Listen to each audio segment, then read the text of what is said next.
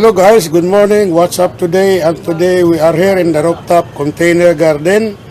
And this morning we have one activity and ibablog po natin tong avocado fruit tree dito sa aming rooftop container garden. At hindi po talaga ako masaya kasi aalisin na itong puno na ito na may pinagsamahan kami for 11 years at namumunga na siya for the last 5 years. So nakakalungkot na mawawala na itong puno ng avocado fruit tree namin dito dahil for development ng aming housing project dito na magtatayo kami ng bahay, ng 3 bahay dito sa rooftop at ganun din, i-develop din yung magkakaroon ng modification doon sa baba at tatamaan yung kanyang puno. So, talagang no choice. Maaalisin talaga ang avocado fruit tree na ito. Kaya actually, di talaga ako masaya kasi nagbibigay na ng bunga ito pero for the cost of development, kailangan talagang alisin at kailangan talagang mag-move on tayo. So, yun lang at papakita ko sa inyo ang puno na ito, okay? So, ito lang sasabihin ko, salamat sa iyo punong avocado fruit tree sa mga blessings, sa mga fruits na binigay mo at sa ating pagsasama for the last 11 years at you give us more fruits for the last 5 years at salamat din sa lahat na pinagkaloob na blessings and fruits sa amin. Thank you very much. Thank you very much, avocado fruit tree. Still you have memories and remembrance dahil mayroon kang mga matured, air-layered, marketed branches na magtutuloy ng iyong legacy, ng iyong pagbubunga at pagbibigay ng bunga sa amin. Thank you very much. Yan po, kasalukuyang tinatabas na po yung mga branches ng avocado at nawala na yung kanyang mga sanga. At lahat po itong mga sanga niya ay mawawala na. Yan.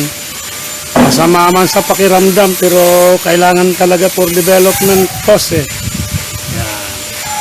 Andyan po si Mr. Bino. Kaway naman muna dito. Good morning. Ayan.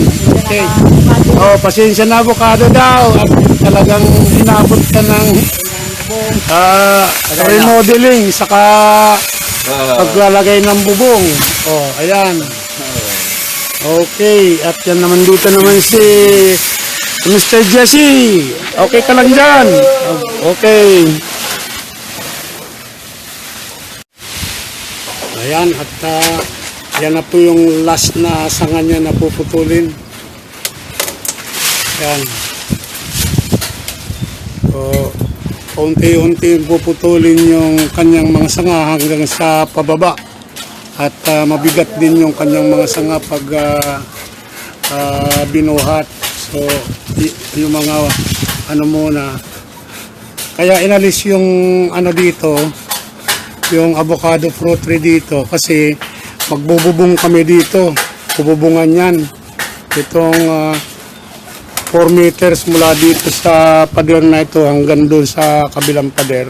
Bububungan ng long span na yero, 20 feet ang haba. Kaya talagang sapol talaga siya hanggang dito. Yan, hanggang dito yung dudugtungan ng 20 feet mula doon sa dulo. So idudugtong yung 6 na long span na yero dito para sa bubong dito, para hindi na mag-leak yung tubig doon sa ground floor. Wala nang dahon yung avocado, yung kanyang mga sanga na lang yung pinuputol paunti-unti at mabigat buhatin. Ingat lang dyan Mr. Bino, ingat lang at medyo mataas din yung natin, pader. 5 hollow blocks din yung taas niya. Ayan, si Jesse. Busy siya paghahakot ng mga pinutol na nasanga. Ayan na. Ilalagay na lang yung doon sa loob. Ayan, lumiwanag na yung lugar dito kasi natanggal na yung puno ng avocado Ayan Ayan. Dahan-dahan lang dyan Mr. Vino So, okay guys, if you did like my video, please like, share, and subscribe. and hit the bell button so that you will be notified for my future uploads in my YouTube channel. Again, this is the Urban Plant Grower with you saying thank you very much for watching all my videos and goodbye. A good day to all.